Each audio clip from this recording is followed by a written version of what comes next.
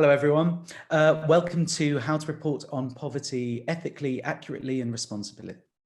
I'm Kay Biswas. I'm the founder of The Race Beat, which is a network for journalists of colour working in the UK. I'm also director of Resonance FM and editor of Representology, a journal of media and diversity. And I've recently joined as a trustee for On Road Media, which has organised tonight's wonderful event alongside the incredible Journo Resources.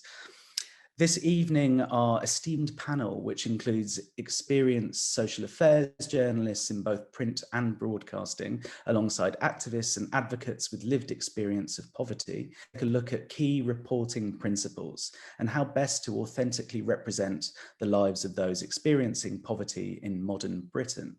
As Jamie mentioned earlier, there will be a Q&A section to this evening's proceedings, so please write questions for the panelists in the chat box or on Twitter. I will put these questions to the panel in about 20 minutes or so, and this will be followed by a short interactive breakout session to spark new ideas and stories about poverty, and we aim to finish at 7 p.m. So I am delighted to be joined by a marvellous panel. We have Asma Day, who is the Northern reporter at the newspaper. Asma is a multi-award winning journalist based in Preston in Lancashire. Grace Hetherington from the Joseph Rowntree Foundation, which builds public and political awareness of the causes of and solutions to poverty in the UK. Jackie Long, who is a highly respected broadcaster and social affairs editor at Channel 4 News, and Sarah Whitehead, an activist based in Salford, who in 2015 set up Community Pride, which takes grassroots action to address poverty and social exclusion. So if we could maybe start with Grace, could you tell us a bit about JRF's work with the media and the Reporting Poverty Guide for Journalists, which was published at the end of last year? Yeah, thanks, Biz, and hi everyone. It's really great to join you all this evening. So Joseph Rowntree Foundation, or JRF, where I work, we as an organisation do lots of sort of research and gather on poverty levels in the UK. And the team I sit in, the media team, our job is to get that research out into the world under the noses of the public and decision makers through media coverage. And the other thing that we've done in recent years is do a lot of work on how to communicate about poverty, so how to frame it, the choices about language that we use when we're talking about poverty and the impact that can have on how the messages land. So yeah, alongside sort of traditional, I suppose, research, we've really dug into research on how to communicate poverty. So we co-produced the Reporting Poverty Guide around this time last year. I think it ended up being published, although it feels like a lot longer ago, given the year we've all had. And that was co-produced with an amazing group of people, quite a few of whom are on the call here today, people with direct experience of poverty, really experienced journalists bringing their perspectives, and sort of coordinated by JRF, On Road Media, Church Action on Poverty and the National Union of Journalists. So do check out the guide if you haven't already seen it. But yeah, should I try and kind of very briefly summarize what we found? So yeah, there's some really strong themes that came out of the workshops that we all joined to produce the guide. One of them was around the different combination of factors that make really good reporting on poverty. So we know that the statistics are really important, the facts, the figures, and people's individual stories and experiences of what it's actually like to be on a low income or be living in poverty. And then also the systems that work against people, whether it's the benefit system, the housing system, trying to get into work in the UK. These are really important sort of bigger picture factors that try and locate people within those systems and move away from it being a sort of individual situation or an individual kind of consequence of an individual person's choices, which we know is not the case. So the best stories combine all three of those elements, and that was a really strong theme that came from everyone who contributed to producing the guide. I think the other thing to say is that we tried to be really honest about some of the challenges of reporting in the kind of modern media landscape. There's fewer resources than there used to be. Journalists are being asked to produce more with less, and that is really tough. And not every news outlet or individual journalist has access to the resources that they'd like to produce the stories that they'd like. But actually, having said that, a lot of what the guide talks about is about the approach that people can take, and the relationships, the trust that they can build with people who have experience of poverty, to try and create the best possible reporting, as well as build really strong relationships with people in those communities. Thanks, Grace. And Aisha from On Road will give an overview after the Q&A today about the Reporting Poverty Guide that JRF put out last year. Now, Asma, if I can turn to you, I'm sure the audience would love to hear your views on depictions of the in print journalism. What do you feel has been lacking, and what does your work seek to redress? Thanks, Biz. Hi, everyone. I think one of the big issues with report poverty in print is making sure you give people, one of the things that's important to me is to make sure that you give people with different voices the chance to be heard. And I think that's probably one of the things that has been lacking in the media. I think historically, particularly national media has always been quite London-centric, very much a London bubble. But the truth is, and the reality is, poverty doesn't just affect people living in big cities, it affects people living everywhere. And I think it's really, really important to give people living in all geographical areas, people living in small villages, people living in rural areas, people living in the north, people and living, in different areas, but without stereotyping. I think that's a really important way to tackle these stories. And I think the way to do that is to really listen to people and hear what they actually have to say. And often you then find that there might be an angle or a theme to their situation which you hadn't considered. So I think it's really important to not go into an interview with somebody with lived experience of poverty with an idea, a preconceived idea of this is what I want the story to be. Listen to them and let them tell you their story, and then decide what you feel is important from that. You might well find that there's something you'd never ever considered, there's an angle that you'd never thought of. And another thing I do feel is important is to reach out to communities that maybe feel that they're not listened to by the media, or that their stories and voices aren't heard. And again, that really does raise issues which maybe are going under the radar.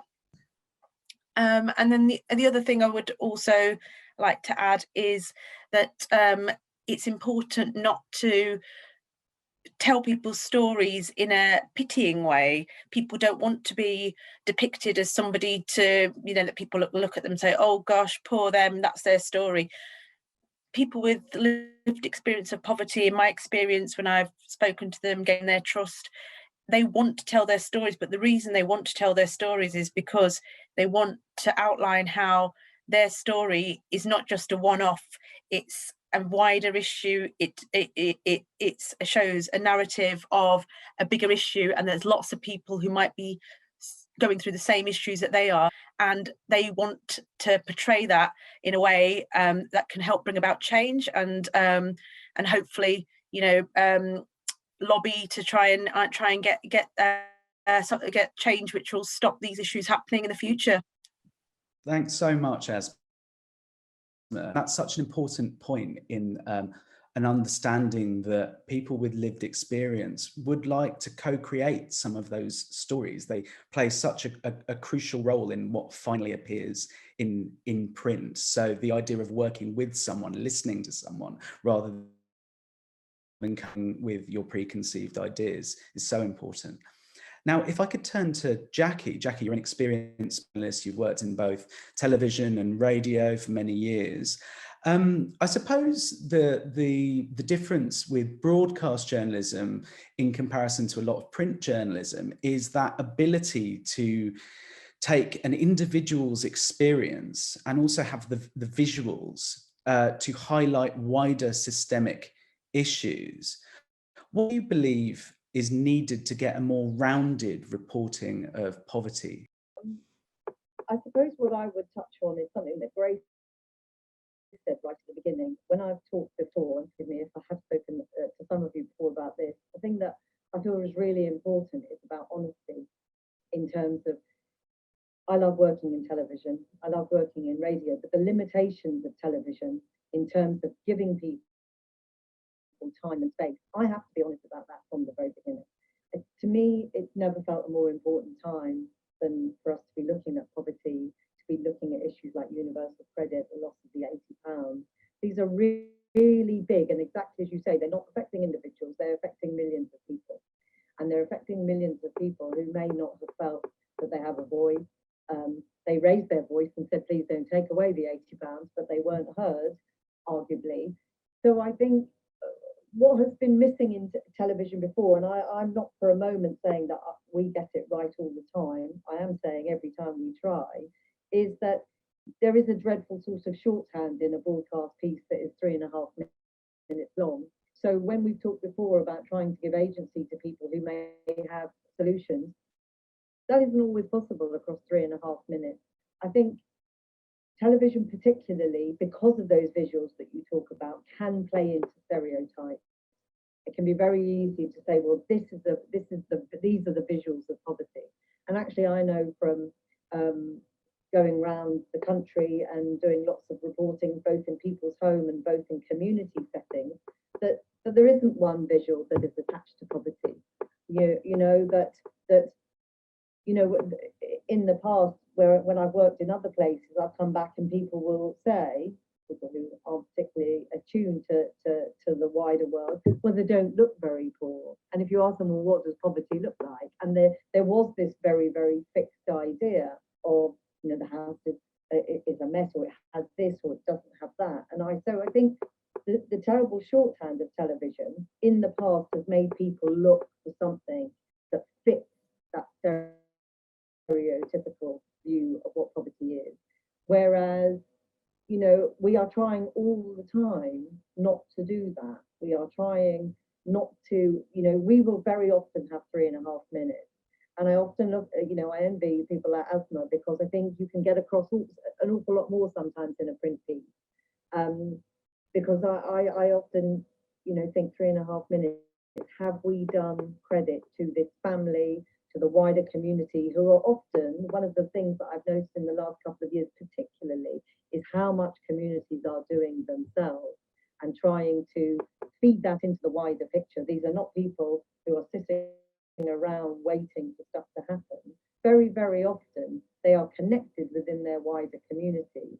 And I think that has been missing in the past, but I hope in the last few years that is something that we have tried to tap into much more, because it is rare now for us to film, and as I say, honesty is really important. An individual story is so important. I know there'll be more discussed about this later, how you fit that with the figure's wider picture, but for us it is a very powerful thing to hear from individuals. But you have to, the individuals we're speaking to increasingly are part of a community who are helping each other, or who are trying to do something that is really constructive about the situation, not just they find themselves in, but their neighbours, their friends, their family. And I think in the last couple of years, that for me has been something that when I was at World at One, which was a long time ago in the Victorian days on the radio, things were different then. It was very much, oh, here's someone, they're in poverty, or they're living on the breadline. Certainly these last few years, to me, there's been an explosion of community work, which is trying within their means to try and solve the problem at a local level at least, and very often campaign for change more broadly. And so I would say that's one of the biggest changes that I've seen. We are trying to change all the time. So that welcome on board this Avanti West Coast service to Liverpool. I hope I'm not going to Liverpool, because I'm meant to be somewhere else at 6:45. But as I say, I think that we learn all the time. We learn all the time about how better to report this subject. We learn that when I look back now, and I'm not necessarily sure I would like to listen to some of the work that I did 25 years ago, that it was much more zooming in from outside and much less hearing. What Asma says is absolutely critical. Listening, hearing what people are telling you, have your open questions, so that people who are living with it, experiencing it, watching what's happening on the political stage can tell you what they think, what their situation is, but also that wider issue. And all I always say is we're trying very hard. We don't always get it right. And as I say, TV, I think particularly, I love it, but it can be a very frustrating medium, because you can go into a family's house or into a community centre, and there are so many things that people are telling you that are interesting, and you're editing it down to 3.5 minutes. But we do our best, and we try all the time. It's never felt more important. I think, you know, as the years gone by, I've sort of specialised in the last 10 years. When I was at Newsnight, I did lots of different stories. But this has been the one consistent theme, and it feels again horribly like when I came to Channel 4 10 years ago, when austerity had just begun. And I don't know, there's a tiny feel about that for me now politically, in terms of some of the messaging that's coming out, the loss of the £20, the fact that there's been help for people who are in work, but less help for people who are out of work. These are all stories that we want to tell, and we hope that we do it sensitively and respectfully. Thank you so much, Jackie. That's a brilliant kind of rounded overview of broadcasting.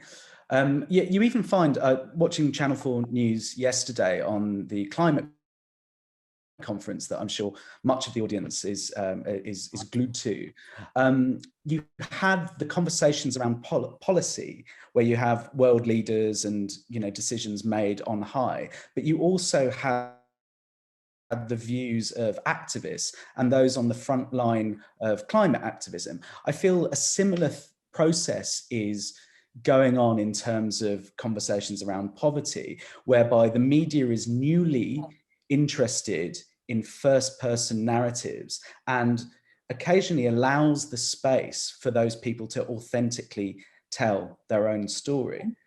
So moving on to Sarah. Sarah, you have your own lived experience of poverty, but you're also a very effective advocate for change on the ground. What have you found are the biggest challenges when you've worked with journalists, and what would make things easier for you to get an authentic depiction of lived experience around poverty in Britain today? Thanks, Biz. Hi, everyone. I guess one of the biggest challenges for me is around building relationships of trust. And so being able to trust the journalists that you're working with, being fully aware of what their agenda is, what plan for the overall article or documentary, whatever it is that they're doing, what the overall frame. For instance, I've worked with a group of people who were homeless, and they were being filmed for a documentary, and they were filmed for days on end over, you know, 6 or 7 weeks, and they were followed around and asked to be filmed doing different things. And at the end of it, what came from their part in that, where they tried to show what they were doing as a community and how they were trying to help themselves and how they were setting up community meals and things like this. None of that was actually shown. And what was shown were pictures of them crying in the most desperate and in the most weakest, if you like, of times, because during the interviews it had been quite traumatic to relive and retell some of the things that they'd been through. And when you do retell your story, it has an impact. It's like also when you hear somebody telling your words back to you, that has a real strong emotional impact, and it can be quite triggering. So being really aware of what it is that you're part of, and as journalists being really clear and open and honest about that with the people that you're working with. And I think, like Jackie and Asma have said, about actually not coming in with the agenda of or the ideas of what you think homelessness looks like and how you want it to be presented, but to actually spend the time with people to listen and understand the life situations, and then build a picture together of what's going to be presented and what that looks like, to portray a real view of what's going on today. So that's one of the biggest things, is having the trust and building the relationships. And I think also, again, part of that is misrepresentation or a misunderstanding of someone's experience. So hearing it in the way that you want to hear it and not fully listening to what's actually being said, or translating that yourself into what you think that person was saying. So I'd say, as journalists, if you're ever not sure about what a person is trying to explain, just ask some more questions to get that information, so that you don't make assumptions about why a person's in a situation, or about why something is happening to them. I think they're really important. Some really good examples for me is when I worked with the Apple Collective, which is a national network called Addressing Poverty Through Lived Experience. And we worked with Roswin Jones at the Daily Mirror. And we spent a little bit of time getting to know her, and she came to visit us. We spoke with her, and she gave us permission to take over her Twitter account as a national network of activists. And she really made herself vulnerable in that she gave us full access to her Twitter account. She didn't vet the tweets that we were writing. She didn't ask to check them and make sure they were going to be, okay. She allowed us to have that platform and to share her platform, actually, to share our messages. And I think that the trust that she's shown there has actually helped to build like a really long-term relationship, where we're able to come back to each other and work together again and do things like that again. I think building trust and trying to look at building long-term relationships with participants and people with lived experience that you want to report on is probably the best way.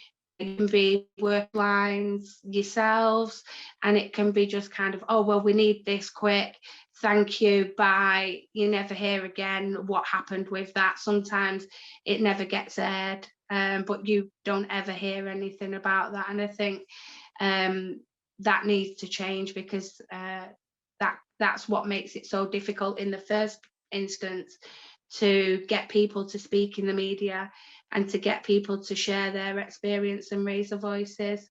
And I do believe that by working together with media professionals like yourselves and journalists and people with lived experience, and having that platform and being able to work together in that way is a really powerful way of impacting change. Thank you so much, Sarah, and thank you for also highlighting Roswin Jones's long-standing brilliant work in the Daily Mirror. She's been running her Real Britain column for many years, and she has created a long-standing career writing about these issues for a vast audience within the British tabloid press, which is unprecedented in my opinion. So maybe some of the journalists can look at some of that work.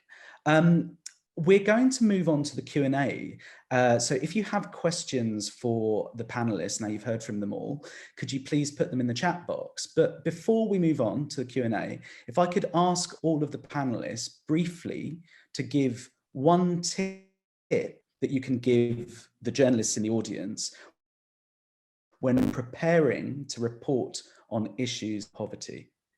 Maybe we can go in the same order as before. So start with Grace.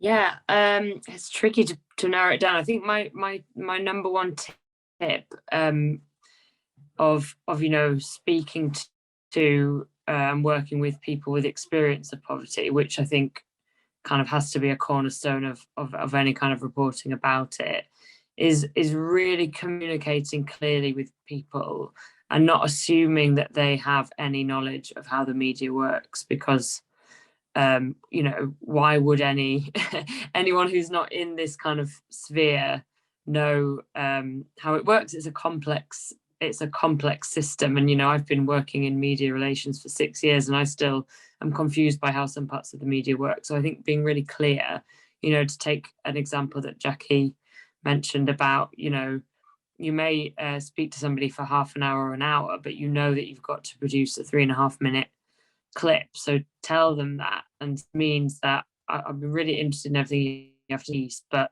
it will be boiled right down. And I think it's reducing that gap between expectations and what you know you're going to produce at the end of it is really important. You can't over communicate on that front, I would say. Fabulous. If we can move on to Asma, please. Yeah, I mean, I think for me the most important thing, like I said before, is listening. And I think listen to people, empathise with them, and give them the dignity and respect they deserve. Brilliant. Jackie? One thing I'm going to do that politicians thing and say too, I think it's absolutely critical to be honest, and almost even above that is the respect that you show from the minute you go into their house. You know, they should be, it's so obvious, but actually years of reporting with different groups of people would tell me that it's not that obvious for some people. You show absolute respect and you are very, very honest about, as I say, in television, the very worst thing is it takes bloody ages, no offense, and it is short, and Grace is right. You need to be honest about that from the get-go. You need to be honest about what this is about and what their role will be in it. It doesn't mean you don't disappoint them. It doesn't mean that they're still not surprised. I mean, I spend so much time saying, you do realise this will be cut down. And when I ring them afterwards to see how they are, which I always try to do, they go, well, it was very short in the end. But you can't, like Grace is right, you can't say that enough, because TV particularly takes forever and can be really disappointing if you spoke for an hour to watch it fly by. Thank you, Jackie. And finally, Sarah. I'd say just to remember that you're coming into a person's life and that they're living with this situation that you just want to report on, and having a real respect, like there's really, and giving people the dignity that they deserve, but also respecting that it can be really difficult and traumatic for people to relive this. And like Jackie says, sometimes that can feel a bit deflating when you see the final edit, because it's taken so much for that person to share all of themselves, and to see just a few minutes of that in the final edit can be difficult. So yeah, remember that you're coming into a person's life and they are living and dealing with all of the emotions of this situation and all of the layers of disadvantage that come with it. Thank you so much, Sarah. Oh, we've got so many questions coming through. We'll try and get through as many as possible, but maybe if your question isn't asked, it could be something that you could discuss in the breakout room. But over the next 15 minutes, I will just rattle through some questions. So, Grace, what is a photojournalist's role in reporting poverty, and how can they do this in a way that is also ethical, accurate and responsible? Now, I know that there's an imagery section in the Reporting Poverty Guide, so maybe you have some comments around the use of imagery in reporting. Yeah, that's a really great question, and something that we, it's almost a kind of running joke at JRF, how often one particular image gets used in articles about poverty. We call it the girl in the red coat. And if you Google that, there's actually some really interesting articles about the role of that image in reporting on poverty. I think there's one in the New Statesman.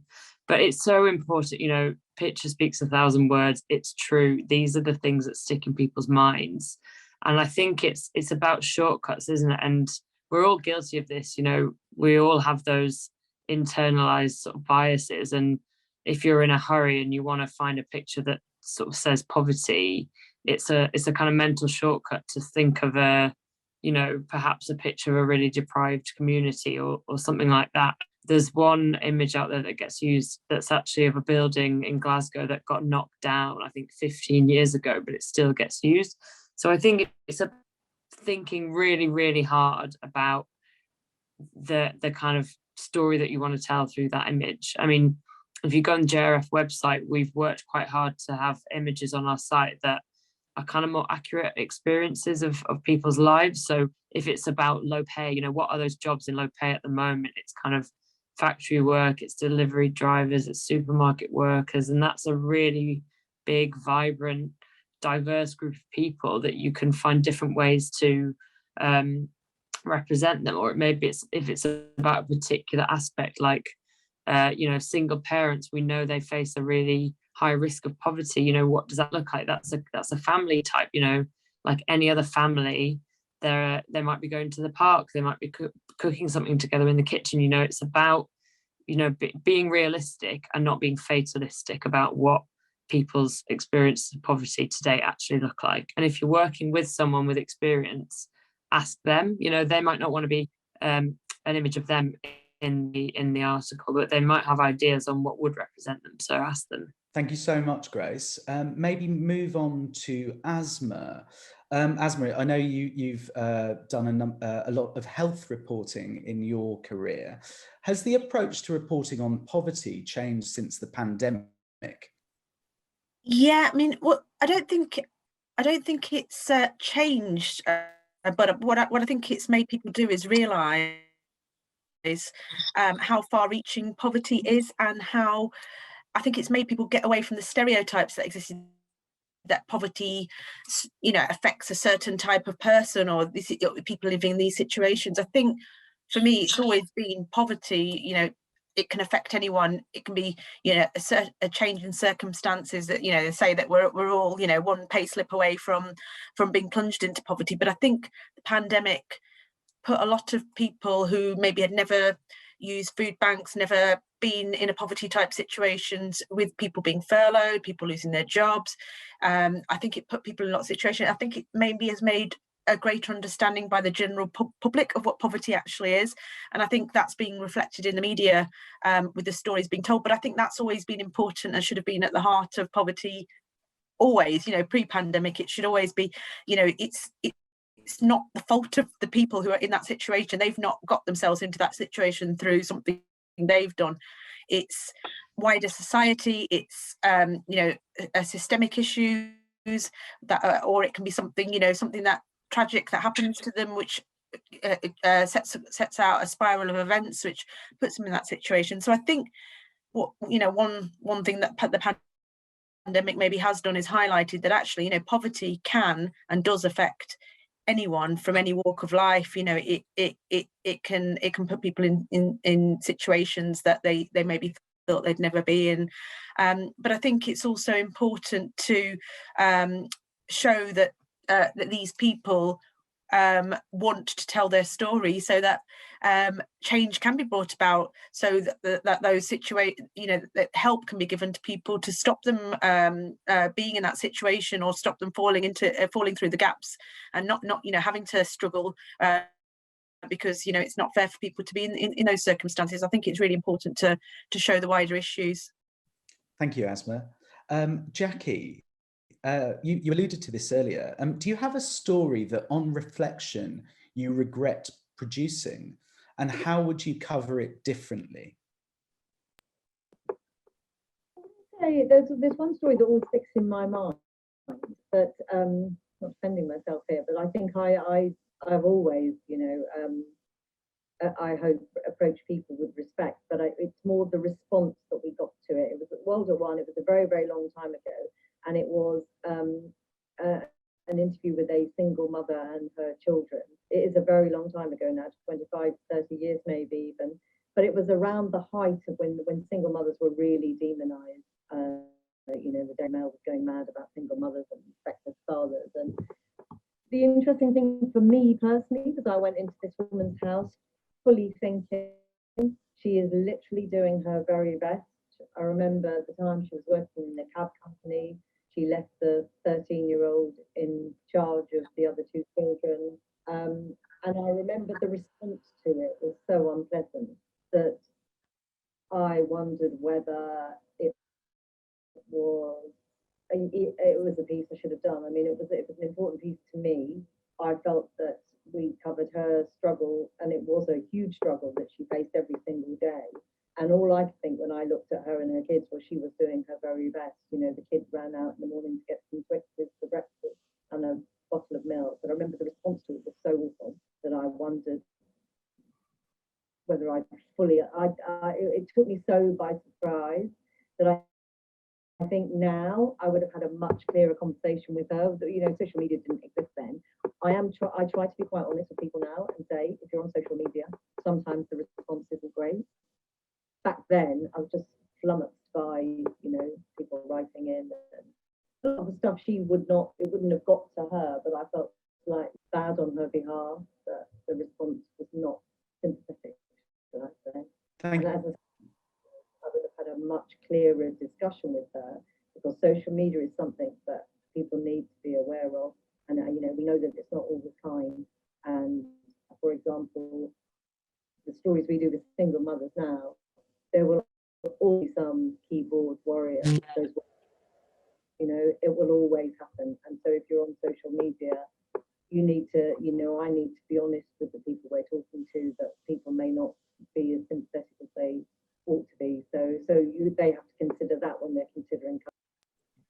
Thank you so much, Jackie, for your honest reflection on that. I suppose that is a thing to remember, which is journalistic careers are, you know, ideally, if you're doing this over a number of years and decades, and culture and language changes over that time, and you will look back at your earlier days, and maybe there will be regret, but also think want to work into your future work. So it's really good to hear from someone so experienced to talk about that. We are going to wrap up in a few minutes, but I want to give one final question to Sarah. We've got loads and loads of comments in the chat box. So if you're interested, go and look through those comments. There's some really brilliant takes on the impact of stories and the fragility of people's lives and what can be done to improve reporting. But the final question for Sarah is from Jess in the chat box. When I go into an interview, I don't have a plan for how the article will come out, as I'm waiting to hear what the other person says. But almost every time I'm asked what my angle is, or the spin, or the main shape of the story even. It's hard to give a clear answer without sounding like I'm fobbing them off. But the answer is that I don't know until the interview has concluded. Do you have any tips?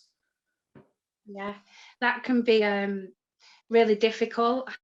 But I think it's about being honest about the fact that you are approaching the story very openly, and that the reasons for doing this is to allow the participant to really shape the story and power actually that it gives them in helping to produce the final narrative.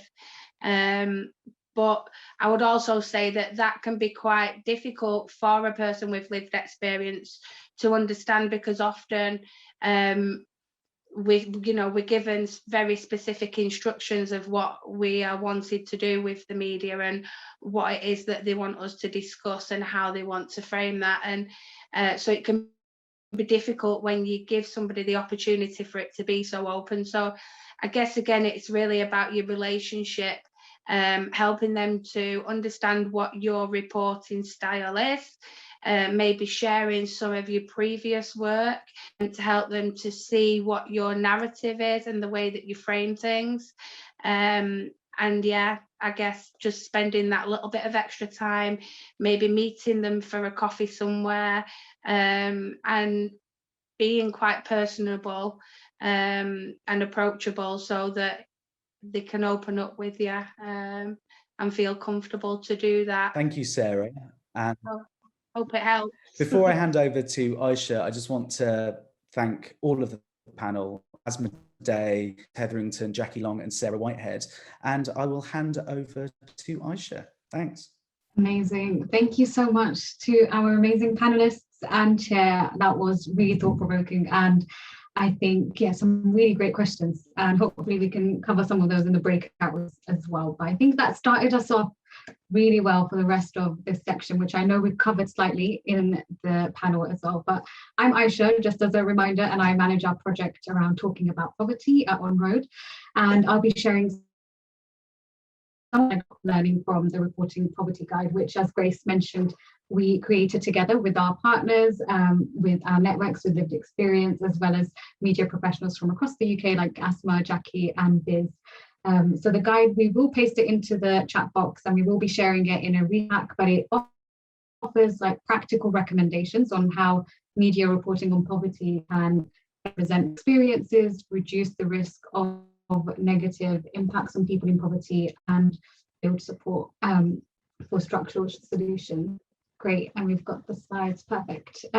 So the first slide, so the three kind of crucial pillars to bear in mind when we are reporting on poverty are, as Grace mentioned, statistics, individuals and systems.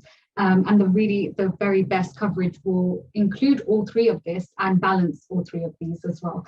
And as journalists, you know, you're really good at including number one and number two, but to read poverty fairly, accurately and ethically, it's crucial to bring in the broader context and systems that trap people into poverty, but also the systemic kind of solutions that can lift people out of poverty as well. So whilst you might be looking for interviewees to humanize that story, which is really important, you know, and it creates awareness, the interviewee also needs you to bring in that structural context to make clear that that story that we're sharing is part of a wider problem that hopefully society will, you know, will choose to address. So the following tips that I'll share are from the guide and from our networks, and some of them we've already mentioned, so I'll touch on things to do. And one thing that comes out a lot in our conversations work is to really ask people what solutions they would like to see. So as you know, Sarah's already mentioned, they are first-hand experts who are living this, the situation, the circumstances, and they can contribute to the debate, obviously. So, and they can bring in the real and potential solutions. So ask them what they would like to see. And then the next thing that we found when the research was carried out about reporting on poverty was around values and which kind of values resonate strongly with public. And what we found was that shared values around compassion and justice really resonate strongly with the public. And they can sometimes be more powerful than statistics. So it's really great to bring in those shared values that drive shared action.